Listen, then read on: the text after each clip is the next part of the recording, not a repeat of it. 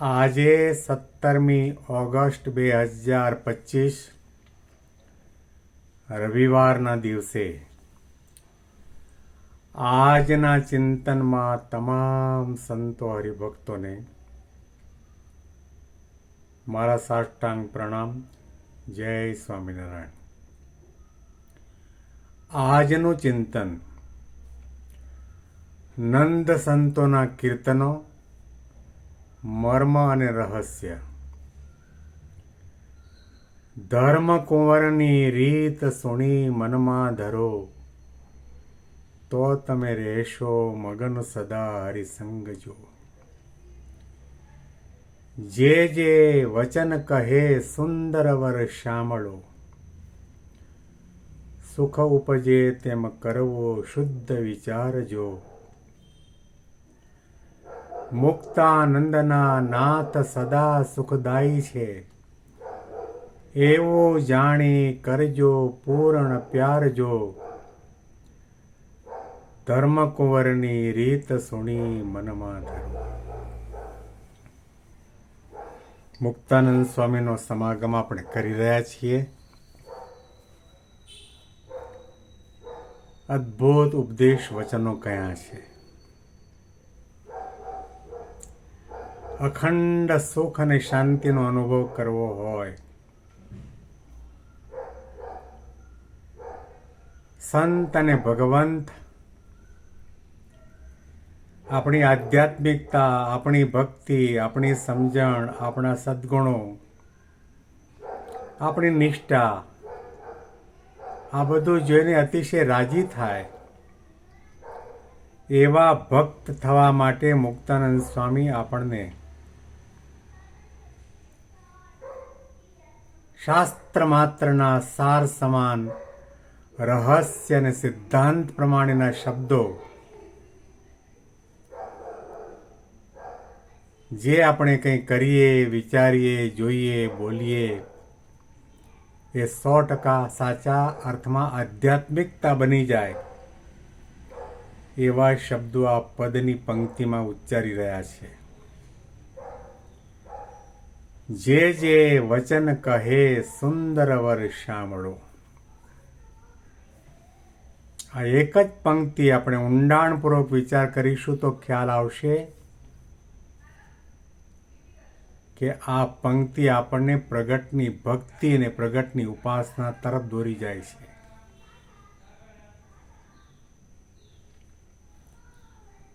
કોણ આપણને વઢવાનું, કોણ ટોકવાનું, કોણ કહેવાનું, કોણ આપણને દિશા બતાવવાનું, જે આપણી સામે, નજર સામે મનુષ્યાકારે વિચરતા હોય એવા ભગવાનના પ્રગટ સંત અને ભગવંત આપણને કહેશે, તમે શું કરવા માટે આવ્યા છો અને શું કરી રહ્યા છો.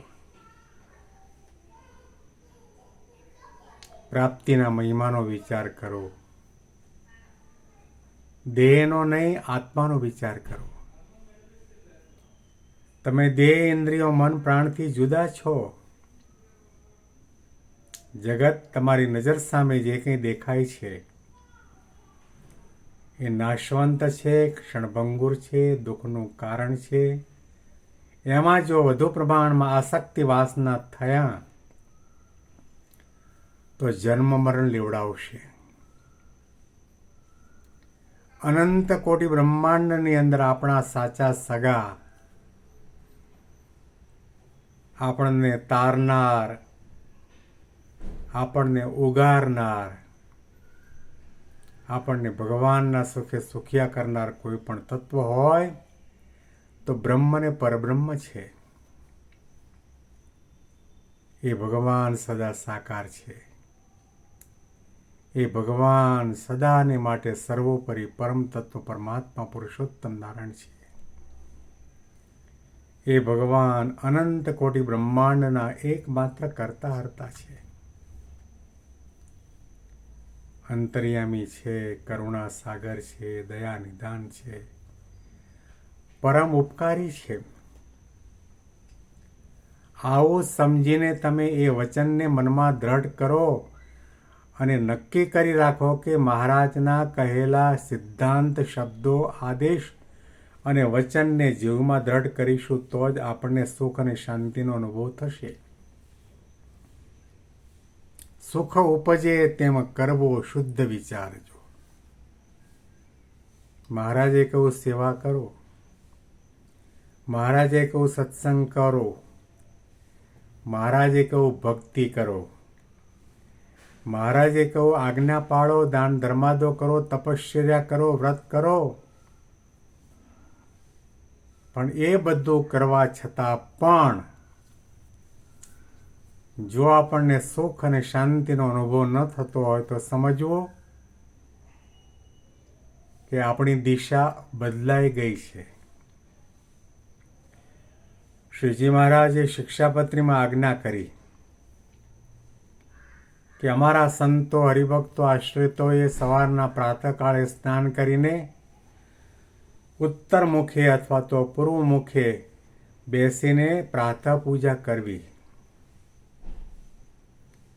એમણે દક્ષિણની પણ વાત ન કરી, પશ્ચિમની પણ વાત ન કરી. પૂર્વ દિશા તરફ મોઢું રાખીને અથવા ઉત્તર દિશા તરફ મોઢું રાખીને ભગવાનની પ્રાતઃ પૂજા કરો. લગભગ 99% આપણા સંતો, હરિભક્તો આ આજ્ઞાનું યથાર્થ રીતે પાલન કરતા હશે.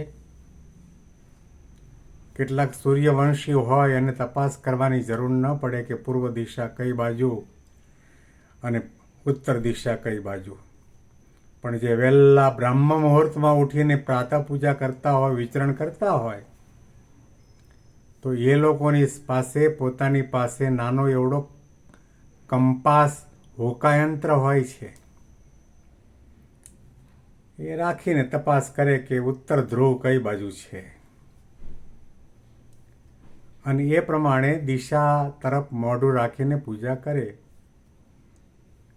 અહીંયા આગળ માત્ર ને માત્ર પ્રાતઃ પૂજા માટેના જ આદેશ નથી આપ્યા.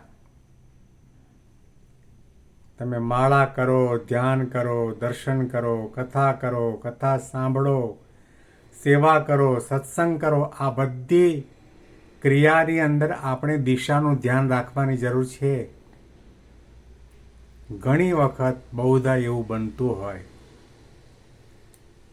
સાધક બહુ દોડે, એટલી મોટી સાધનાની છલાંગ મારે, પણ દિશા ખોટી હોય.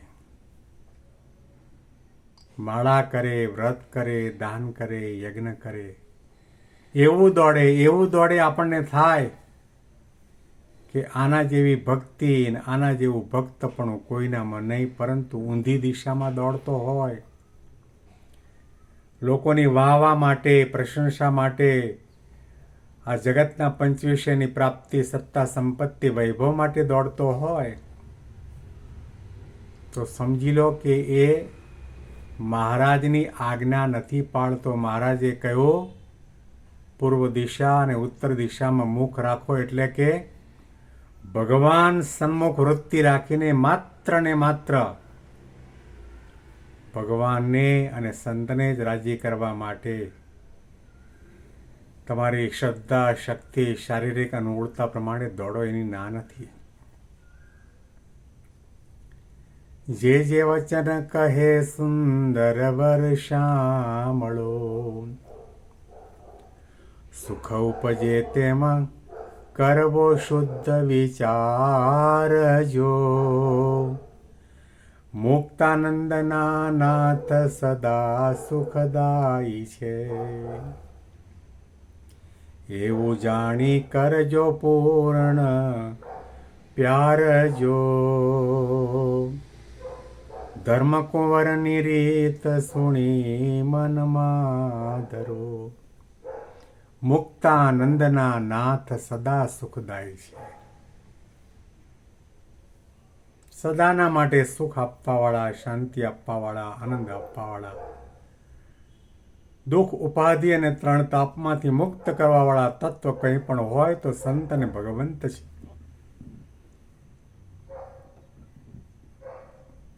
આ દ્રઢપણે માનવાની જરૂર છે. આ મુદ્દો પકડી રાખવાની જરૂર છે. અને પછી એમાં જે પ્યાર થાય, અડગ થાય, અવિચળ થાય, અલૌકિક થાય, અને એ પ્યારમાં, પ્રેમમાં દિન દિન પ્રતિ અભિવર્ધિત થતી રહે. આ પંક્તિના અનુસંધાનમાં વિશેષ ચિંતન આપણે આવતીકાલે સાંભળીશું. બેંગ્લોરથી પ્રેમ શાસ્ત્રીના સાષ્ટાંગ પ્રણામ. જય સ્વામિનારાયણ.